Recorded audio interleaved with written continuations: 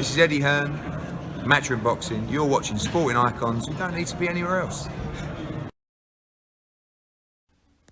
Right, article in the description box as always. So the promoter of Oleksandr Usyk, or co-promoter of course, from the Ukrainian side, from DAZN side, it's Eddie Hearn, but Oleksandr Usyk's other promoter is Alex Kraychuk.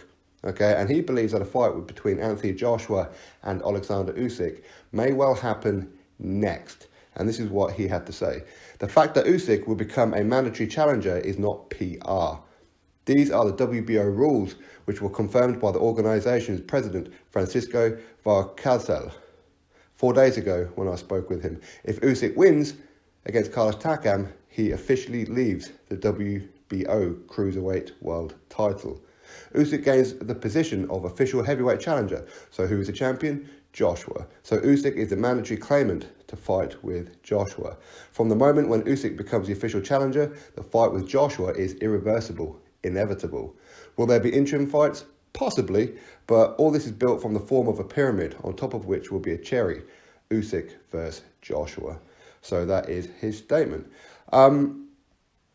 Yeah, I mean, I can certainly see why he would say that, because at the minute he is still the WBO Cruiserweight World title, and no matter what happens, I believe, with the fight with Carlos Takam on May the 25th in Maryland, I believe that he will vacate all the titles anyway. In fact, I was kind of under the impression that he already did, but hey-ho, it is what it is. So these are the WBO rules. I don't believe that other sanctioning bodies do it, but because he is champion of the WBO at Cruiserweight, he can vacate that title and become mandatory at heavyweight, or whatever weight it may be for any other kind of fighters who are WBO champions. They can move up and become a mandatory challenger.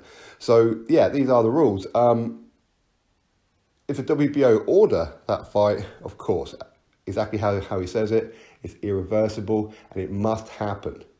So no matter what, it must happen. But of course, the only way that it will not happen will be if Joshua fights Wilder or Brazil. That's the only way it won't happen, okay, as in the WBC champion, because as we know, champion versus champion usually 99 out of 100 times takes precedent. But the WBO have put in rules before where they've said no unifications, you must take the mandatory. Last time that happened was Joseph Parker when he wanted to fight Deontay Wilder, and the WBO said no, you will be fighting Hughie Fury. There will be no exemptions whatsoever. So while people do say that unification does take precedence, it kind of does, but at the organisation's discretion.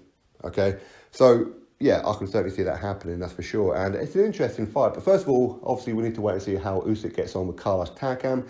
He's going to be the favourite for that fight, but I do expect a pretty stiff test for Oleksandr Usyk. Usyk, not the most powerful fighter in the world, and I think to defeat Carlos Takam, you need to wear him down and then catch him clean.